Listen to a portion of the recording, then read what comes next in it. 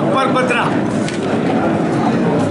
ಅದೇ ಹೇಮಾವತಿ, ಆಮೇಲೆ ಎತ್ತಿನಹೊಳೆ, ಈ ಎಲ್ಲ ಕಡೆಯಿಂದನೂ ಯಾವ್ಯಾವ ರೀತಿಯಾದ ಸೋರ್ಸಸ್ ಜೊತೆಗೆ ಏನು ನಾವು ಜಲಜೀವನ್ ಮಿಷನ್ ಮಾಡಿದ್ದೇನಲ್ಲ, ಅದಕ್ಕೆ ನಾವು ನೇತ್ರಾವತಿನ ಇಲ್ಲ ನೇತ್ರಾವತಿನ ಯಾವ ರೀತಿ ಇದು ಮಾಡಿದ್ರೆ ಆಗ್ತದೆ ಅನ್ನೋದು ಒಂದು ಚಿಂತನೆ ನಡೀತಾ ಇದೆ. ಇದೊಂದು ಶಾಶ್ವತ ಇದೆ. ಇದನ್ನು ಮಾಡಿ ನಾವು ಭಾರಿ ವ್ಯವಸ್ಥಿತವಾಗಿ ತೊಗೊಂಡು ಹೋಗ್ತೀನಿ. ಅಣ್ಣ ಭಾಷಣ ಕೇಳಿ ಓಟ್ ಹಾಕೋ ಜನ ಇಲ್ಲ, ನಮ್ಮ ಮೋದಿ ನೋಡಿ ಓಟ್ ಹಾಕ್ತಾರೆ ಅಣ್ಣ. ಯಾಕೆ ಹೇಳಿದ್ರಿ ಕಾಂಗ್ರೆಸ್ ಅವ್ರ ಮನೆಗೂ ಓಟ್ ಕೇಳಕ್ಕೆ ಹೋಗ್ತೀರಾ? ನನಗೆ ಅಪ್ಪ ಒಂದು ಹೇಳ್ತೀನಿ ಕೇಳು, ಯಾರ ಮನೆಗೆ ಬೇಕಾದ್ರೆ ಹೋಗ್ತೀನಪ್ಪ, ನನಗೇನಾಗಬೇಕು. ನಾವು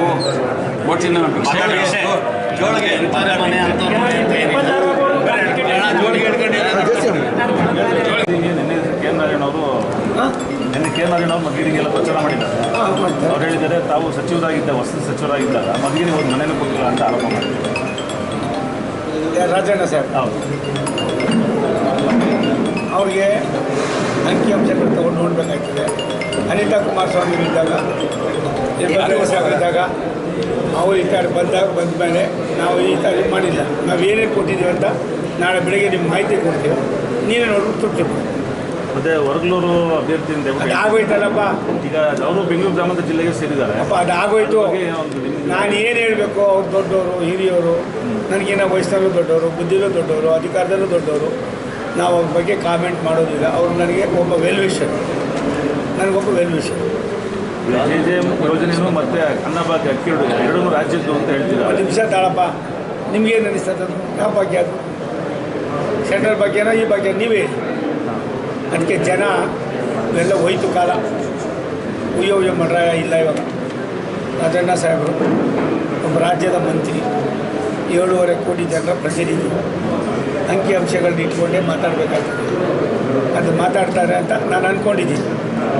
ಜಿಲ್ಲೆಯಲ್ಲಿ JDS ಜೊತೆ BJP ಸಮನ್ವಯ ಹೇಗಿದೆ ಅಂತ ಹೆಂಗಿದೆ ಅಂತ ನೀನೇ ಹೇಳಪ್ಪ.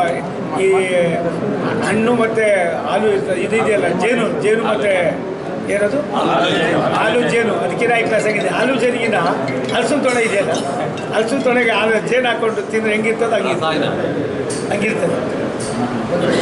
ಒಂದು ತಿಳ್ಕೊಡ್ರಪ್ಪ, ಇನ್ನು ಮುಂದೆ ನಾನು ಯಾರು ಟೀಕೆ ಮಾಡೋದಲ್ಲ. ಈ ಭಾಗದ ಜನರಿಗೆ ಗೊತ್ತು ನಾನು ಎಷ್ಟು ಬರೆ ಕೊಟ್ಟಿದ್ದೀನಿ, ಏನು ಕೊಟ್ಟಿದ್ದೀನಿ, ನಿಮಗೂ ಗೊತ್ತಿದೆ, ನೀವು ಇಲ್ಲೇ ಇದ್ರಿ. ಹಾಗಾಗಿ ಯಾವುದೇ ವ್ಯವಸ್ಥೆಯಲ್ಲಿ ಒಬ್ಬ ರಾಜ್ಯದ ಮಂತ್ರಿ ಆದಾಗ ತಮ್ಮದೇ ಆದಂಥ ಒಂದು ಜವಾಬ್ದಾರಿ ಇರ್ತದೆ. ನಾನು ಅವ್ರ ಬಗ್ಗೆ ಭಾರಿ ಗೌರವ, ಅಭಿಮಾನ. ಮಂತ್ರಿನೇ ಅವರು, ಶಾಸಕರಲ್ಲ. ಅವರು ಮಧುಗಿರಿಯ ಶಾಸಕರಾಗಿದ್ದಾರೆ, ಅದರ ಮಂತ್ರಿಯೂ ಕೂಡ ಆಗಿದ್ದಾರೆ. ಹಾಗಾಗಿ ಅಂಕಿಅಂಶ ತಗೊಂಡು ಕೇಳಿ, ನೀವೇ ಒಂದು RTI ಕೊಡ್ತಾರಲ್ವೇನಪ್ಪ, ನಾನು ತೆಗೆದುಕೊಡೋದು ನಾನೇ ತೆಗೆದುಕೊಡ್ತೀನಿ. ಸಾಕಾ? ಹೋಗ್ಬೋದಾ? Thank you.